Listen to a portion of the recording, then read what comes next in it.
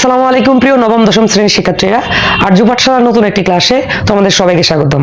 প্রিয় শিক্ষার্থীরা, তোমরা যারা 2025 সালে নবম দশম শ্রেণীতে উত্তীর্ণ হবে তাদের মূলত এনসিডি থেকে বলা হয়েছে তোমাদের 2012 সালের বইটাকেই তোমাদের আবার পুনরায় দেওয়া হবে নতুন বছর থেকে। সুতরাং আজকের এই পর্বে আমি তোমাদের সাথে তোমাদের 2012 সালের বই অর্থাৎ তোমরা নতুন বছরে যে বইগুলো পাবা সেই বইয়ের নবম দশম শ্রেণীর তৃতীয় অধ্যায়, এই যে তৃতীয় অধ্যায়ের নাম হচ্ছে বীজগাণিতিক রাশি, এর 3.1 অর্থাৎ 3.1 এর মানে ম্যাথগুলো নিয়ে আলোচনা করব ধারাবাহিকভাবে।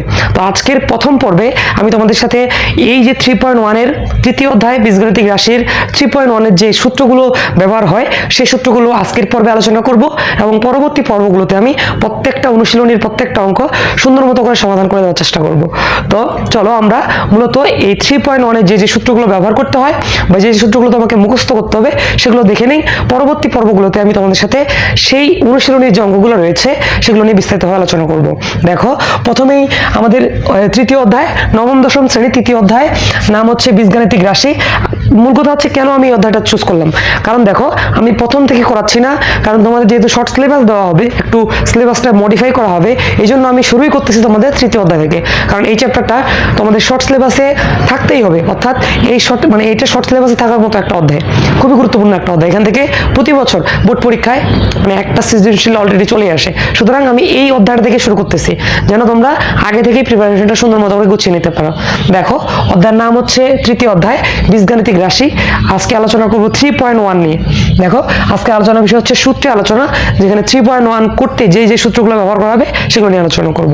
দেখো, আমি তোমাদের সূত্রগুলোকে কয়েকটা মানে ডিভিশনে ভাগ করছি। সেই ডিভিশন অনুযায়ী তোমরা যদি সুন্দর মতো করে পড়তে পারো তাহলে দেখবা তোমরা সুন্দর মতো করে অঙ্কগুলা ক্যাচ করতে পারতেছো এবং সুন্দর মতো করে অঙ্কগুলো করতে পারতেছো। ঠিক আছে, এই জন্য আমি প্রত্যেকটা সূত্রকে দেখো একটি হেডিং এর মাধ্যমে এগুলোকে ডিভিশন করে দিয়েছি। এতে তোমাদের সুবিধা হবে কি, তোমরা কোন অঙ্কের ক্ষেত্রে কোন সূত্র ব্যবহার করবা তোমরা একটা বেসিক ধারণা আগে থেকে তোমাদের জানা থাকবে। দেখো, প্রথমটা হচ্ছে বর্গ বা সরল নির্ণয় করার জন্য। তোমাকে যখন বলবে বর্গ অথবা সরল নির্ণয় করো, অর্থাৎ বর্গ অথবা সরল নির্ণয় করার জন্য তোমাকে এই সূত্রগুলো মানে এই দুটো সূত্র ব্যবহার করতে হবে। প্রথম সূত্র হচ্ছে a plus B whole square equal to of a square plus 2ab plus b square. এটা হচ্ছে a plus B whole square equal to of a square plus 2ab plus b square. তাহলে a plus B whole square equal to of a square plus 2ab plus b square তোমরা সুন্দর মতো করে মুখস্থ করে ফেলবা। তারপরে দেখো a minus b whole square equal to of a square minus 2ab plus b square. এটা হচ্ছে প্লাসের সূত্র, এটা হচ্ছে মাইনাসের সূত্র। যখন প্লাসের বর্গ বের করতে বলবে তখন a plus b whole square equal to of a square plus 2ab plus b square. যখন মাইনাসের বলবে তখন a minus b whole square equal to of a square minus 2ab plus b square. এগুলো একদম কণ্ঠস্থ করতে হবে, কথা বুঝছো? আচ্ছা, এরপরে দেখো, এরপর টাইপটা হচ্ছে যে কোনো প্লাস ভ্যালু থেকে মাইনাস ভ্যালু এর মান বের করার জন্য। মনে করো যে তোমার কাছে a প্লাস b এর মান আছে 4, তোমার চাইলো a minus b equal to কত। তো এরকম যখন প্লাস থেকে মাইনাসে আনতে হবে, তো এই প্লাস থেকে মাইনাসে আনার জন্য যে সূত্রগুলো ব্যবহার করতে হবে সেটা হচ্ছে 4ab সূত্রগুলো, তোমরা ইতিমধ্যে জানো। দেখো, তাহলে প্লাস থেকে মাইনাস অথবা মাইনাস থেকে প্লাস এর মান আনার জন্য মূলত আমরা এই দুটো সূত্র ব্যবহার করতে পারি। একটা হচ্ছে a plus b whole square equal to of a minus b whole square plus 4ab, একটা হচ্ছে a minus b whole square equal to of a plus b whole square minus 4ab। তোমরা দেখতে পাচ্ছ এই সূত্র প্যাটার্ন এই সূত্র pattern মূলত একই, কিন্তু এই সূত্রগুলো বিভিন্ন ক্ষেত্রে ব্যবহার করা হয়। যেমন a প্লাস b উপরে যে দুটো সূত্র লিখেছি ওটা হচ্ছে বর্গমূল এবং সরল করার ক্ষেত্রে ব্যবহার করা হয়, আর নিচে যেগুলো লিখছি আমি 4ab সূত্রগুলো, এগুলো মূলত তোমাদের প্লাস থেকে মাইনাস অথবা মাইনাস থেকে প্লাস এই মানগুলা বা এই ভ্যালুগুলো বের করার জন্য মূলত এই দুটো সূত্র ব্যবহার করা হয়। যাতে তোমাদের গোলমাল না হয় এই জন্য আমি তোমাদের এভাবে ভাগ ভাগ করে প্রত্যেকটা সূত্র বিশ্লেষণ করার চেষ্টা করতেছি। আশা করছি আজকের এই ক্লাসটি তোমাদের সূত্র মনে রাখার ক্ষেত্রে বেশ উপকারী আসবে। তো আশা করতেছি তোমরা সেগমেন্ট 1 এবং সেগমেন্ট 2 বুঝতে পেরেছো এবং সূত্রগুলো তোমরা সুন্দর মতো করে মুখস্থ করে ফেলবা।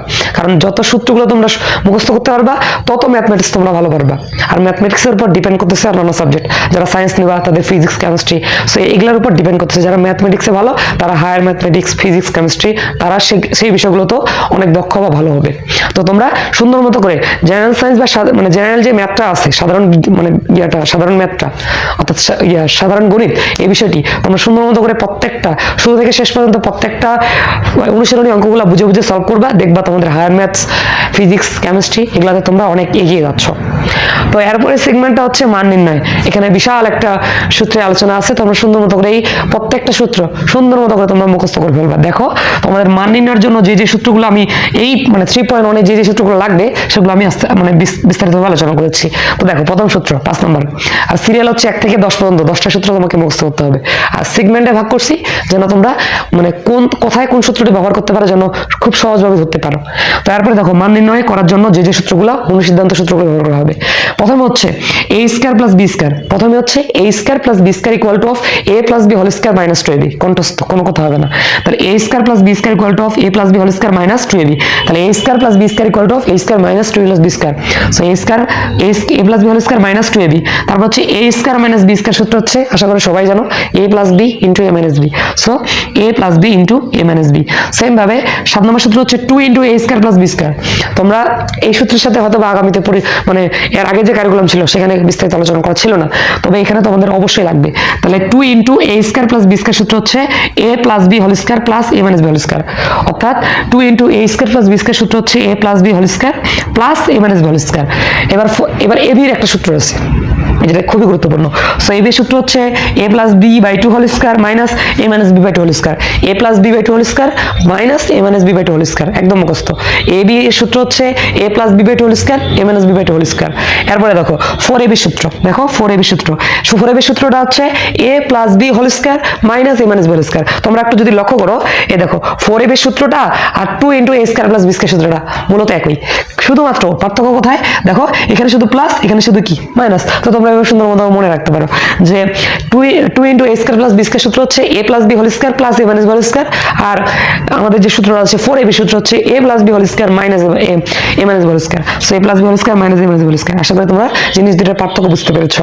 তারপরে ab সূত্রটা তো বলে দিলাম a plus b by 2 whole square a minus b by 2 whole square. এবার এর মতো দেখতে আরেকটা সূত্র হচ্ছে 4ab সূত্র, 4ab সূত্রটা বললাম অলরেডি। এবার সর্বশেষ যে 10 নম্বর সূত্রটা আছে এই সূত্রের সাথে তোমরা হয়তো বা পরিচিত না, কিন্তু এই কারিকুলামে পড়তে গেলে 2025 সালে যে নতুন কারিকুলাম আসতেছে অর্থাৎ 2012 সালে কারিকুলামটাকে পরিমার্জন করা হচ্ছে, সেখানে মূলত এখানের বেশ কয়েকটা ম্যাথ রয়েছে, এই সূত্রের আলোকে বেশ কয়েকটি ম্যাথ রয়েছে, তার জন্য এই সূত্র তোমাদের সুন্দর মতো করে পড়তে হবে। দেখো সূত্রটা হচ্ছে a square plus b square plus c square, a square plus b square plus c square equal to of a plus b plus c whole square minus 2 into ab plus bc plus c। একদম মুখস্থ। দেখো a square plus b square plus c square equal to a plus b plus c whole square minus 2 into ab plus bc plus c। একদম সুন্দর মতো করে মুখস্থ করবা।